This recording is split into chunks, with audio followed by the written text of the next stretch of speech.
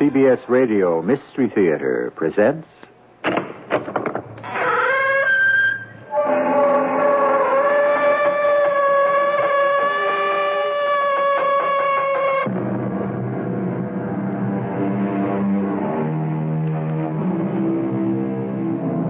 Come in.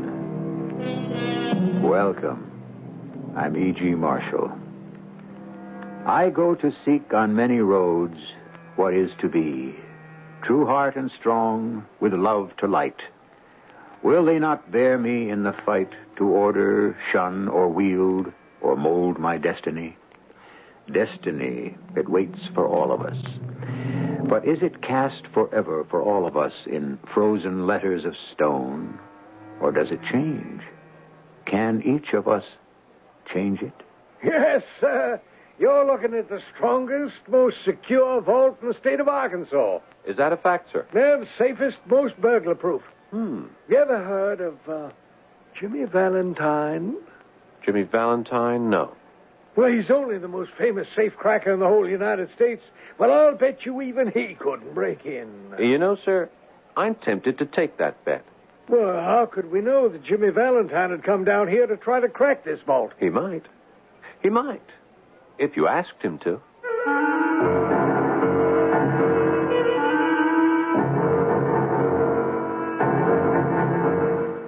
Our mystery drama, Jimmy Valentine's Gamble, was adapted from the O. Henry classic especially for the Mystery Theater by Sam Dan and stars Robert Dryden and Paul Hecht.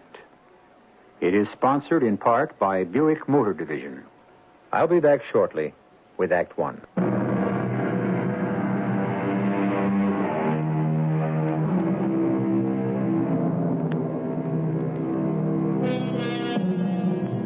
This is a story by William Sidney Porter, or, if you prefer, O. Henry. Everything and everyone was grist to his mill. The basic theme of his life was once expressed by a Roman poet named Terence, who said, "I am a man. Nothing human is alien to me." And no human being was ever alien to O. Henry either. Emaciated shop girls, overfed society dowagers, millionaires, cops, clerks, anyone, everyone. If you had the breath of life, you were one of O. Henry's people. At this time, let us meet one of O. Henry's favorite people, a bright young man named Jimmy Valentine. For further particulars, listen to the master storyteller himself. I met Jimmy Valentine while I was in prison. What was I doing in prison? Well, let me just say this about prison in general. Many of the people who are in it should be out of it, and many of the people who are out of it should be in it. At any rate, this is Jimmy Valentine's story, not mine. I was assigned to work in the dispensary. It was an easy, pleasant job. Well, Jimmy, I see you getting out tomorrow. Happy days, Billy. I guess you won't be coming in here to the dispensary anymore for my good old toothache remedy, huh? Oh, I never got a toothache. I come in for the lecture. The lecture? I've heard the lecture from professionals, Billy, from preachers and judges and wardens, but none of them even come close to you. Jimmy, I hope you never come back. You're really not a bad fellow at heart. Oh, I am. I am. Stop cracking safes and live straight. I'm the best there is. Look at these fingers. These are the fingers of a genius. Let my fingers touch the lock on a safe, and they just don't feel. Oh, no. They can see. They can hear. And the net result? Jail.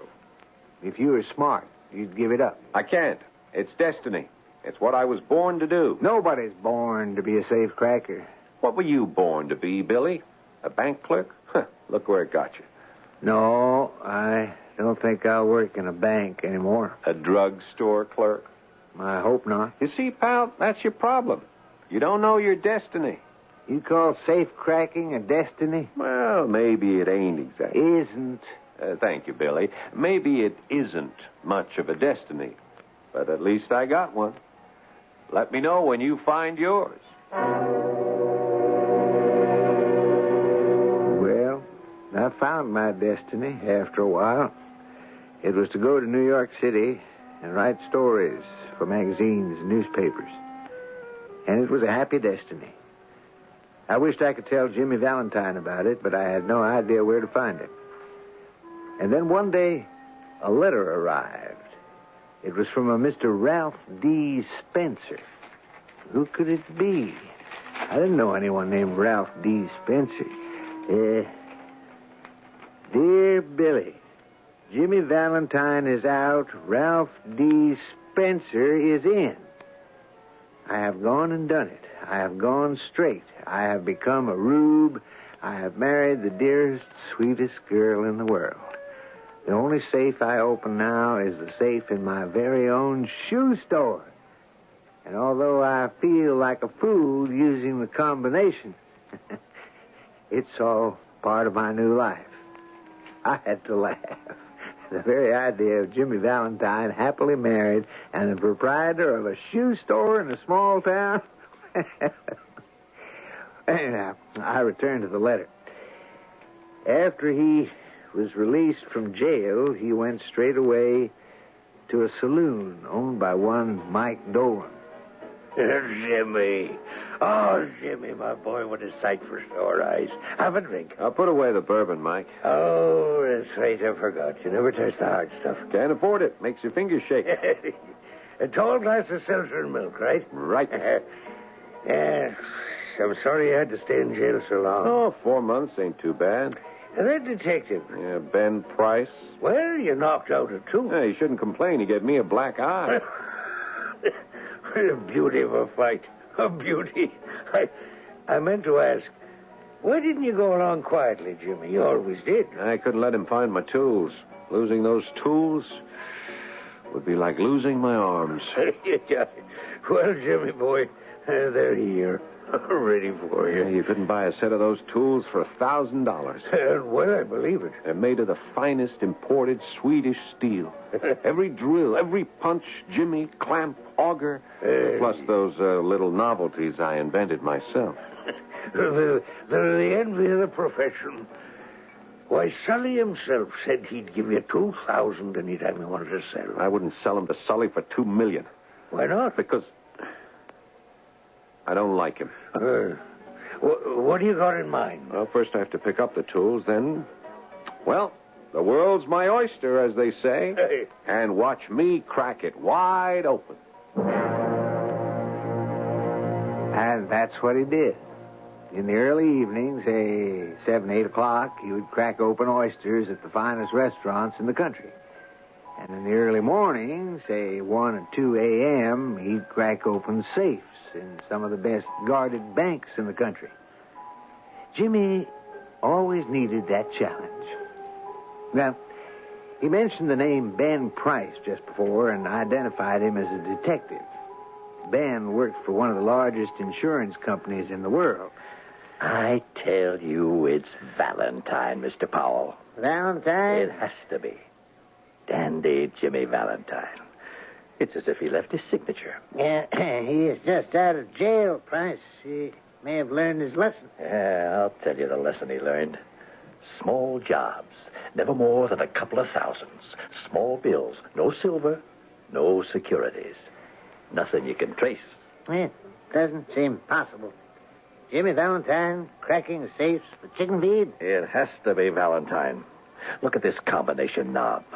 Jerked out as easy as pulling up a radish in wet weather.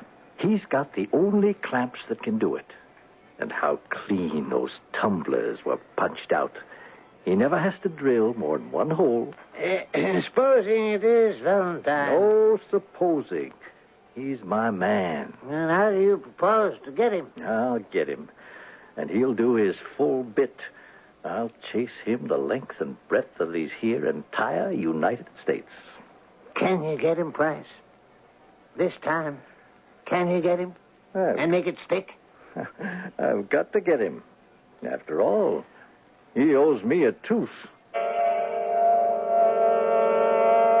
Of course, Jimmy wasn't privy to this particular conversation, but he did know that the thief catchers had been roused against him, especially Ben Price.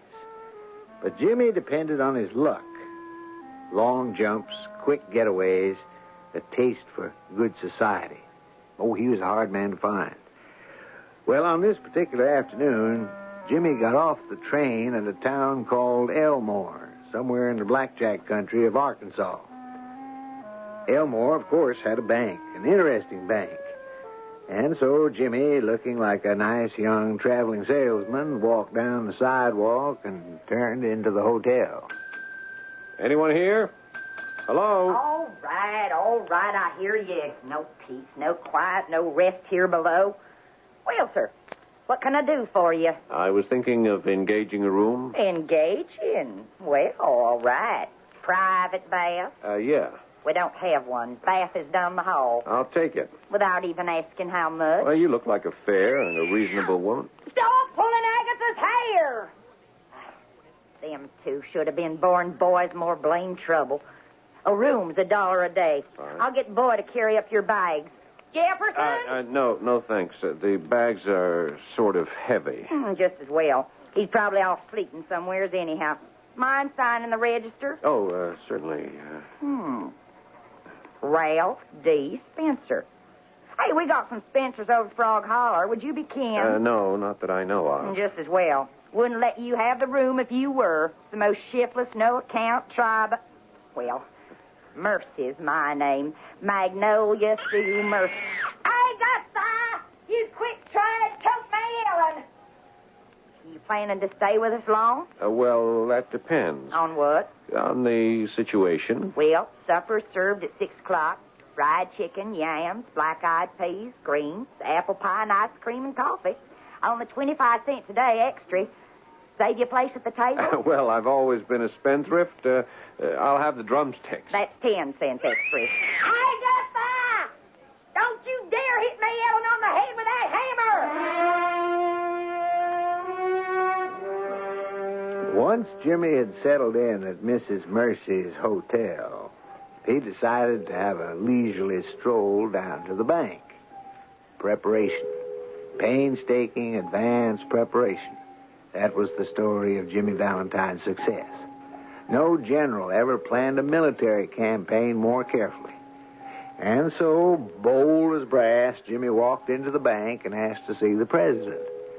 The president was a tall, stout, rather bald party who greeted Jimmy like a long-lost brother. Sit down, sir. Have a chair. Thank you, sir. Adams is the name. Rudolph Gustavus Adams. Very much your service, Mr. Spencer, Ralph D. Spencer. How may I serve you, Mr. Spencer? First National Farmers and Merchants Bank of Elmore is at your disposal. Mr. Adams, I'm thinking of making a deposit in your bank. A rather substantial deposit. Oh, well, Mr. Spencer, let me assure you... $5,000. 5,000. I hope it's not too much. Mr. Adams, I assure you, First National Farmers and Merchants Bank of Elmore has a host of substantial depositors. I'm glad to hear that. Yes. We're a most conservative institution. I am concerned with your physical safety. Physical safety? Yes. Do you have a strong, secure, and burglar-proof vault? Oh, we do. We do indeed. There isn't one to be found like it in old southern Arkansas. I have a fear. A deathly fear of burglars. Oh, rid yourself of that fear at once. I wish I could. Yeah, come, let me show you our vault. Oh, no, I wouldn't want to put you to all that trouble. Trouble? Well, since when is setting a customer's mind at rest trouble? You must inspect the vault. This handle here activates the solid steel bolt. Only one bolt, huh? Protection is adequate. It's more than adequate. Well, I was just kind of... Is there a time lock? Yes. A time lock? Well, like I say, I don't really know much about it, but I've heard of bank vaults that had time locks. Oh, that's window dressing. Doesn't mean a thing. Oh, yes, I'm sure you're right, sir. Of course I'm right. And I'd bet my life on this vault. Did you ever hear of a fella called Jimmy Valentine? Jimmy Valentine? No, I don't believe I ever did. You never heard of Jimmy Valentine? No. Who's he supposed to be? He's only supposed to be the most famous safecracker in these United States of America. Oh. I'm willing to wager that even the great Jimmy Valentine himself would find it impossible to break into this here vault.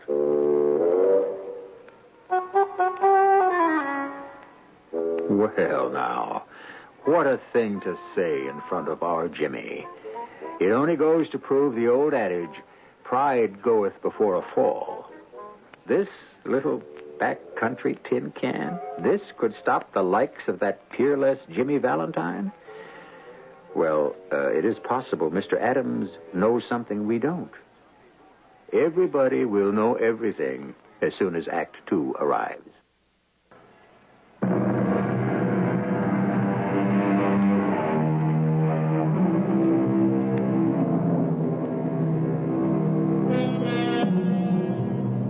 Dandy dapper Jimmy Valentine, the most celebrated safecracker of the age, is, as we say, casing a bank in Elmore, Arkansas.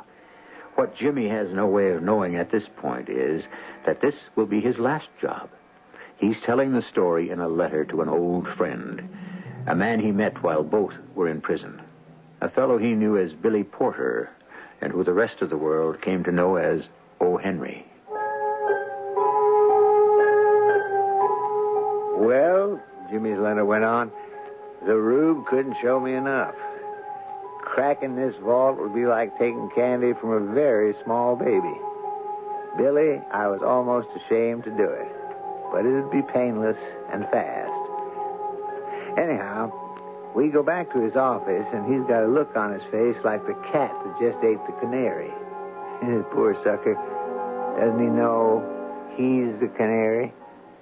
Mr. Adams, I am impressed. I knew you would be. I have such a feeling of safety. Yes.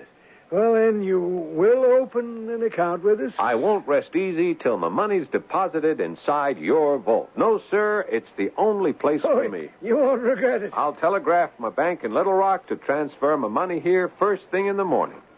Oh, Papa, I didn't know you were busy. Oh, come in, my dear. Mr. Spencer, I'd like to present my daughter, Annabelle. Annabelle, this gentleman's but become one of our major depositors, Mr. Ralph D. Spencer. How do you do, Mr. Spencer? How do you do? And here's how he describes her in the letter. She was about 5'2", with wavy black hair, and sparkling black eyes, and the cutest, trimmest figure you'd ever want to see. But that's only what she looked like. You know what she was, Billy? She was destiny. You remember how we used to talk about destiny back there in Columbus? Well, one look was enough, and I knew she was my destiny. Nothing else mattered. Nothing else existed. She was my destiny. How long are you planning to stay in town, Mr. Spencer? How long? Oh, indefinitely. Eternally. Why, Mr. Spencer, you didn't say you'd plan to settle down here. Well, I don't see why not. It's a fine little place. Don't you think so, Miss Adams? Oh, I love it. Yes, as a matter of fact, I've come down here to look for a location to go into business. Really? Yes, this looks like a progressive community, wouldn't you say, Miss Adams? Oh, yes. I just decided to scout some sort of business opportunity. Well, business does well here, Mr. Spencer. Do you know what we don't have and could use? Oh, now, my dear, this is a business discussion. What sort of business do you suggest, Miss Adams? Well, do you know what we need in this town? No. A shoe store. A shoe store? Yes, a shoe store. There's not a single exclusive shoe store for miles around. I simply cannot believe my ears. You did say a shoe store, huh? How did you know? How did I know what? How did you know I was in the shoe business? You're in the shoe business, Mr. Spencer? Born and raised in it. My dad owned and operated Spencer's Peerless Shoes in Chicago for 40 years. Well, if that only... Miss Adams, I wonder if I might impose... Impose? Yes, I wonder if you, that is... You see, I will require some guidance. Oh. I know enough to realize I don't know enough about my prospective customers. I'm a stranger. Now, I'm sure you know many of the ladies here. Well, Annabelle knows everybody worth knowing within 30 miles or so. Do you suppose you could tell me something about what they like? You know the styles and so forth? Well, Mr. Spencer, I'd be delighted.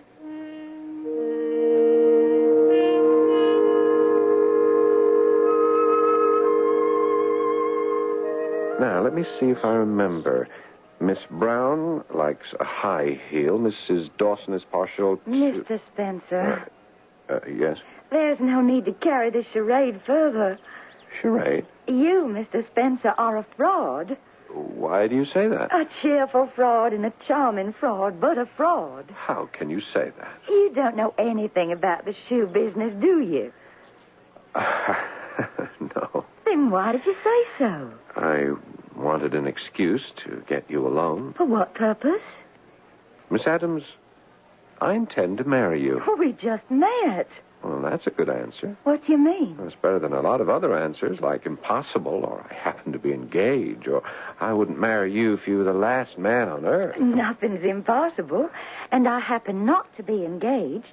And if you were the last man on earth, I'd be a fool to turn you down. Then there's hope. You are what is known, I believe, as a fast worker. And that's because life is so short. No. Life is long enough to do things properly, orderly. Oh, I'm all for that. What are you going to do about the shoe business? Go into it. Even though you know nothing about it? Oh, I don't know anything about any legitimate business at all, but I can learn. Do you know something? I believe you can. I have a little capital left to me by my grandfather. What business was he in? He sold Bibles. A most commendable calling. Yes. Now, about the other thing. What other thing? Our getting married. Oh, well, time will tell. What will time tell? How you really feel about that. I already know. Do you? I'm not sure. Why? You're something new in Elmore, Mr. Spencer. Ralph. That's new for Elmore, too. A lady does not call a gentleman by his first name the first day she's met him. Why did you come here? Well, I'm tired of the big cities. I'm tired of the pace, the pressure, the competition. The real things of life I'm missing there. The real things of life? And what are they, Mr. Spencer? Oh, friendships. There are no friendships in the city? Well, then maybe there are. You can find friendship and love and everything else in the city, but there's no time to enjoy them. Your life just seems to run away from you. You have nothing to show for it. And that's why you came to Elmore? Well, I didn't know about Elmore, but I was looking for a place like it. And when the train stopped here, I said to myself, why travel further? You found it. Oh, are you sure? Positive. Why don't you try it for a while? I'm going to try it for the rest of my life. You enjoy an apple more when you take small bites. Just try it for a while.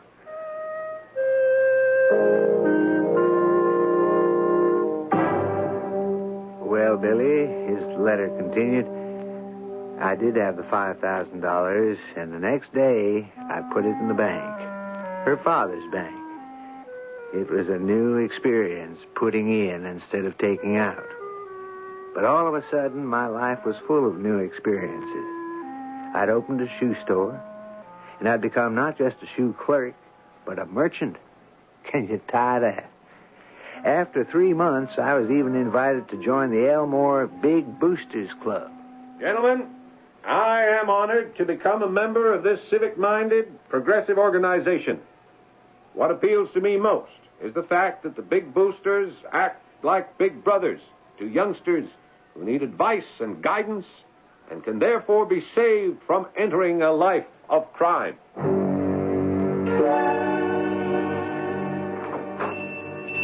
Ah, yes, ma'am.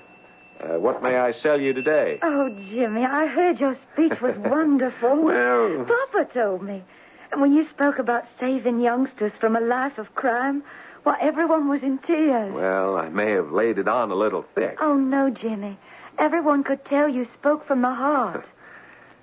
I'd like to remind you of something. Yes? It's been 6 months. The day we met, I asked you to marry me, remember? I remember. And you said, Mr. City Slicker. Oh, I said no such thing. Well, you meant it. You said, Mr. City Slicker, try our ways here for a while and then ask me again. Well, I've tried it. And? Well, I've built a business. I've become part of the town. Part of this very small town. Yes, and I love it. Jimmy. I want to stay here for the rest of my life. With you. Jimmy, I love you. Well, Billy, that's destiny. And you should take my advice and try it for yourself. We decided to get married right away. But first, I had something to do. I had one little loose end to tie off. One link with the past that had to be broken. So I made a telephone call to an old friend. Hello? Mike, it's Jimmy. Jimmy, my boy. Yeah, you all right? Fine, Mike, fine. I was worried. Haven't heard or read a word about you in 6 months. Everything's fine. Are you sure? Yeah, Mike, I want to give you my tools. Jimmy, why? I quit the business. You're quitting the business? Oh, no. Tell me the sun quit shining and the rain quit falling, but don't tell Mike, me... I got a nice little store.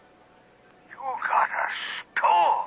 A little shoe store. Oh, no, Jimmy. And next week I'm going to marry the finest girl on earth. She's an angel, Mike. She loves me. Jimmy Valentine, married? The only life, Mike, is the straight one.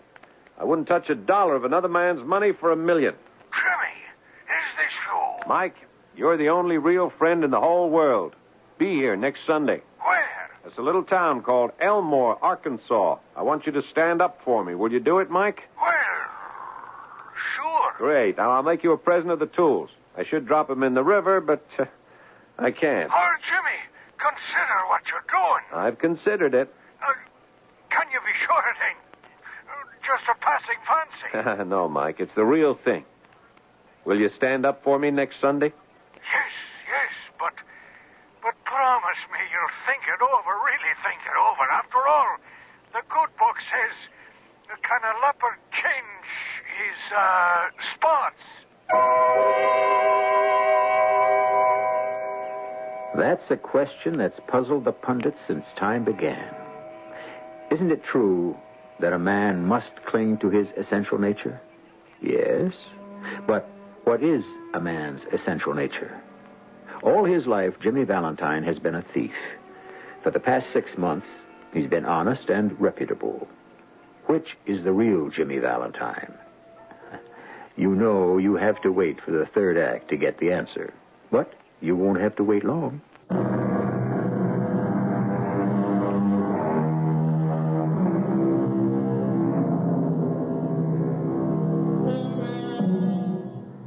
Change of heart, change of plan, change of life. In midstream, in mid-career, a man suddenly reverses course. He sees a light. Once there was a man named Saul who lived in Tarsus who saw a light. A staid Parisian businessman named Gauguin saw another light. Now a young man named Jimmy Valentine has also seen a light. We know what that light is. It shines from the eyes of Miss Annabelle Adams. He's telling it all in a letter to an old friend, Bill Porter. Billy, could any man be happier? Did any man have the right to be so happy? My wedding day was less than a week off. Soon it'd be Sunday. I'd marry the finest girl in the world. And my best friend would be there to stand up for me. A man who'd been almost like a father to me. I was walking on air. Let's see. It was Thursday morning, and I was about to leave my boarding house for the store. Good morning, Mrs. Mercy. Well, you look happy enough for a man who's about to take the deep plunge into the unknown. I'm so happy even you can't spoil it for me. Morning, Ralph. Oh, Mr. Adams, good morning. Morning, Mr. Adams. Mrs. Mercy, what a weekend is going to be for the Adams family. Sunday, my beautiful Annabelle gets married to the finest gentleman in the state of Arkansas, Mr. Ralph D. Spencer here. And Saturday, go ahead, somebody ask me what happens on Saturday. What happens on Saturday? Only the best kept secret in town. That's what happens on Saturday. Ah. Well, what is the best-kept secret in town, Mr. Adams? The only fitting and proper that you should ask, Ralph, my boy, since you're the man responsible. Me? Think back, Ralph. Think back. The very first day you walked into the bank, you said you wanted to inspect the vault. Yes, I remember. Well, sir, then and there, I could have died of shame. Why? Looked like a good, strong vault. Oh, to you, because you knew nothing about 'em. But I sold you a bill of goods. You did? Yeah, Ralph, my boy, that vault, that little sardine can of a vault. Oh, now, Mr. Adams. I even bragged about how to keep out Jimmy Valentine himself. Well, it could. You're saying it to make me feel good. Well, I realize that you and all my customers deserve something better. Oh, really, Mr. Adams? And it's being installed right now. A new vault. A brand new vault. The latest, the strongest, the most burglar-proof vault in the whole world. We'll be ready on Saturday. And the whole town's invited to inspect it. We'll serve punch and cookies. Will you come, Mrs. Mercy? And perhaps it'll inspire you to open an account with us. Say you'll come. Well, I'll come for the punch and cookies. I can't promise anything else. I never read a letter that was so filled with sunshine. And I was so happy for Jimmy. But that was Thursday. Something was going on that night that Jimmy was completely unaware of. Something that threatened to destroy the beautiful picture he saw as the rest of his life. Jimmy didn't know about it till much later, but at that moment, some 500 miles away, a friend of his best friend who owned a saloon, was behind his bar as usual. Hello, Mike. Hey, do I know you? Yeah, but that's not the question. Well, what's the question? Do you want to get to know me better? Where's all this going? The penitentiary. You're headed there now. Oh, I am. What have I done? What have you done? Well, let's see. You're a receiver of stolen goods. Who says so? A lot of people. Mostly a friend of yours, Sully. Sully? We have evidence. Testimony. Enough to fill a whole encyclopedia. Well, what if you do? I think it'll add up to 20 years. You're 46 now. Oh, dear. You'll get out at 66. Old, broken, good for nothing. On the other hand, I may not be going anywhere. All I have to do is make a telephone call. Why don't you? I think I will. You deserve to be put in your place. And I'll treat you to a drink or kick you out of here. Would you like to bet? On what? Give me 2627. That it doesn't answer. That'll be the day. It sure will. Is it ringing? Yes, it's ringing. You still haven't taken the bet. I don't blame you. Well, Mike, why don't you hang up? He's not there. Who's not there? Big John, your connection into the governor's office. What are you talking about? He's just been arrested, Big John. We've got him cold. You can't arrest Big John. Why not? The governor would never stand for it. Ordinarily. But the governor's been told he'll be allowed to finish his term if he keeps his hands off and retires from public life after his term is over. Next month. The governor... It was decided to avoid a scandal. Well, Mike...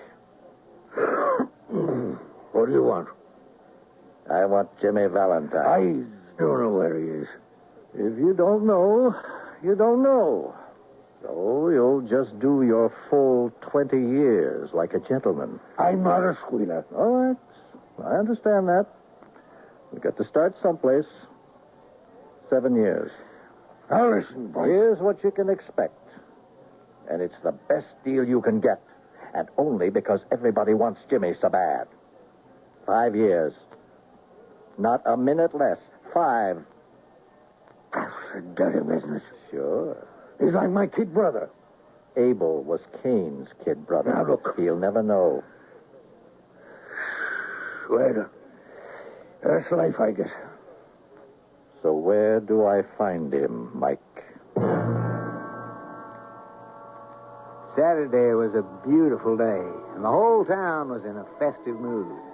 Everybody was crowded into the bank, laughing and talking and marveling at the great new fantastic bank vault. And so, ladies and gentlemen, there's nothing like it this side of Little Rock. This massive stainless steel door is fastened into place by 3, now count them, 1, 2, 3 solid steel bolts, which are thrown into place by this single handle. The crowning feature is this lock, this patented time lock. Only time can unlock this door once it's shut. You set her, and I'm going to now set her for 9 o'clock Monday morning. And a half hour from now, we close the bank for the day. We'll close the door. And no one, I repeat, absolutely no one will be able to open her again till 9 o'clock Monday morning. That's wonderful. Yes. Oh, Ralph. Ralph, I'm so happy. And look at Papa. It's such a wonderful day for him. Yes, there are going to be wonderful days for everybody. Hello, Mr. Spencer. Do I know you? Of course. Don't you remember me? I'm the fellow with the missing front tooth. Could we talk in private? Would you excuse us, Miss? Of course. Well, Jimmy, how do you want to do it? I don't know what you're talking about. Big John's out of the picture. The governor's in a straitjacket. This time, you'll get a fair trial. Now, listen, Price. And the burglar tools. That'll be the icing on the cake. You'll have to find them. We'll find them, Jimmy. We'll turn the town upside down. Never. Not where I hit him. You're not grinning so strong now, are you, Price? Okay, go ahead, arrest me.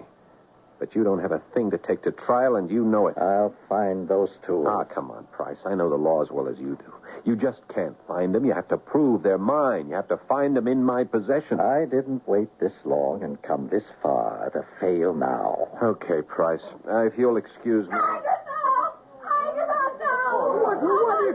is it? What happened? Open the vault. What happened? Agatha, she pushed little Marilyn into the vault and turned the handle. Oh, no. Oh, my baby is inside. Agatha pushed her in. Open it. Open it. No, wait a minute, everybody. I can't open it. It can't be open till 9 o'clock Monday morning. Oh, she'll die, my precious darling. She'll die. Oh, do something. There isn't anyone who can do anything. The lock, it won't open till 9 o'clock Monday morning. It won't open. There isn't enough air in there. She'll die. Please, I don't know what to do. Ralph? Oh, Ralph, is there anything that can be done? If anyone can think of something, you can. I don't know. Oh, Ralph, think of something. You're not like anyone else. You're smarter. But how can Oh, darling, if someone doesn't think of something, that little girl will die. She will, won't she? Yes, she will. And no one can save her. I see that now. No one. Mr. Adams, ask everyone to leave the bank. We're having a celebration. Oh, Papa. Ralph, it's affected his mind. It'll be all right. The little girl will be all right. Now, I want to borrow your buckboard, and I shall be right back.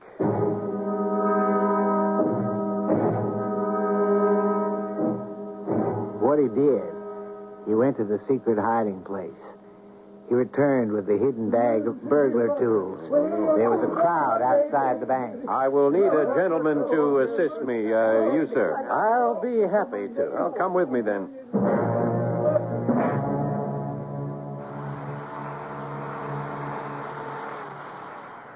So, that's how it it's done. On a slight angle, which is why it needs only the one hole. And now? Now, we turn the knob and feel for the clicking. See? And now, we just swing the door open. I wouldn't have believed it possible. The little girl. She's all right. She just fainted. I'll carry her out to her mother. Do me a favor. Take the tools and wait for me in the buckboard outside. I want to say goodbye to someone. Of course. He's got my little girl. Here you are, Mrs. Mercy. I just love my precious little Agatha. Ralph, you went and done it. Ralph, you're a great man. Oh, Ralph, darling, you're wonderful. And I have to go away for just a little while. What are you saying? I have to go with that gentleman. Go? Where? For how long? Tomorrow's Sunday. Please, darling, you'll understand after a while. Understand? What will I understand? Sir, would you come over here, please? I'll get to the bottom of this. Where are you taking my fiancé? All right, Price, let's just get this over with. I'm sorry. Sorry? About what? Well, I carry a pretty good line of shoes, but old Ralph Spencer here, he's tough to sell. And I had my trip for nothing, looks like. Price, what are you talking about? Looks like I was mistaken all along. Yeah. Darling, who's that man? I never saw him before in my life. And I don't think I ever will again.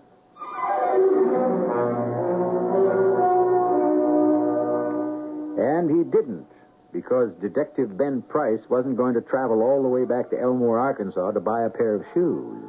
Now, don't you travel even so much as an inch, because I intend to return in just a few short minutes.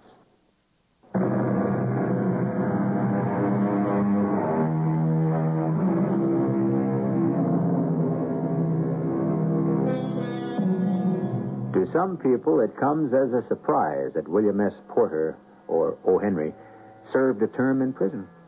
Well, actually, he didn't really deserve it. He was working in a bank that was run in a very relaxed manner, and the missing sum was under $1,000. It was never definitely established that he was the one responsible. But, nevertheless, he went to prison. Our cast included Robert Dryden, Paul Hecht, Catherine Byers, Court Benson, and Ken Harvey. The entire production was under the direction of Himan Brown. And now, a preview of our next tale. It's a homunculus. A what? A homunculus? Don't you know what a homunculus is? No, should I? A homunculus, my dear old friend, is a small artificial man. Like a dwarf. A mannequin. But made by man. The creation of a homunculus is as old as alchemy. It's an ancient art. And this is what you're working on? Creating a homunculus? Of course. Only my homunculus will be possessed of magic powers. This little man, I think he will be no more than 2 feet tall, perhaps less. But he will have the power to rule the world, which is precisely what I intend he should do. This is E.G. Marshall inviting you to return to our Mystery Theater for another adventure in the macabre. Until next time, pleasant dreams.